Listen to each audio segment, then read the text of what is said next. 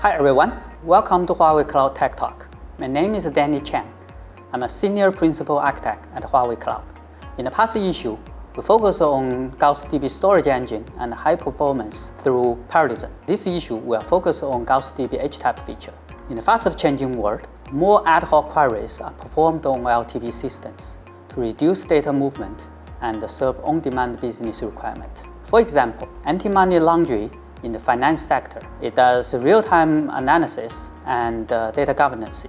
Another example, in e-commerce, the system makes real-time recommendation based on user profile and changing user behavior.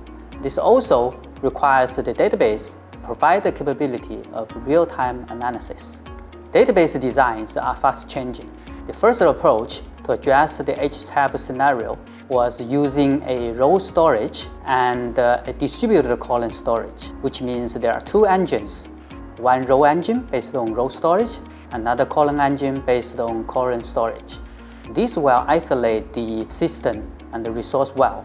However, it doesn't provide real-time data freshness. An updated system comes with a main row store and the row storage on disk. On top of that, it provides a in-memory column store. However, it still appears to be two separate engines from end user's point of view. The application has to be aware of the different engine and send the request to the different system. However, it does solve the data freshness issue. GaussDB, on top of this previous approach, provide 100% of data freshness, performance improvement, transparent system to end user. Also, it isolates the resources from two different types of workload. How does GaussDB achieve that? Let's take a deep look. GaussDB uses multiple components to address the issue. First is the mixed load optimizer. It's a hybrid load routing system, and it's lightweight, make a lifetime decision using AI-based technologies, so that end user, the application, does not need to distinguish between different paths or different engines. Second, it has the in-memory column store, which is built at the time when database is loaded up. So it takes over the data from row engine and build this in-memory only column store. While changes goes to row engine, it will have a delta storage component, take the new changes from row engine and incrementally make changes to the column store. So the column store will be periodically bring up to time. Third, we have the resource management, which will manage the CPU and memory for the two types of workload, making sure the live transaction system is not affected by the running heavy load AP type of workload. In action, let's take a look at how the mixed load optimizer works.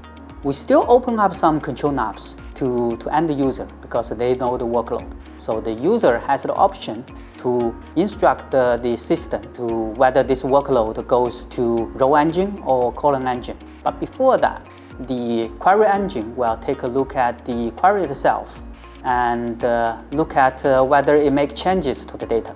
So read-write type of workload will always go to the row engine. But if it's a read-only workload, after we take the instruction from end user, use this rule-based decision, we have the AI-based selection system. It will look at the query and it will generate a confidence level. If the system decides that it has high confidence of AP type of workload, it will try to route the access to the column path and run it through column engine. If it has a high confidence of transaction type of workload, it will route this access to the row store and eventually be executed in the row engine. If it can't give a high confidence level, our cost-based decision will kick in. It will choose the optimal path based on the cost-based decision, and it might use the column engine or the row engine to execute it. That's how GaussDB make this whole decision transparent to end user. To summarize, GaussDB's HTAP system intended to lift the decision from end user, make the application much easier to to use a single engine. It also provides high performance through the running path, smartly choosing different engine, also provide 100% of data freshness. Don't forget about the smart resource management system between the TP and the AP workload, making sure that GaussDB is always running at the best performance. Thank you.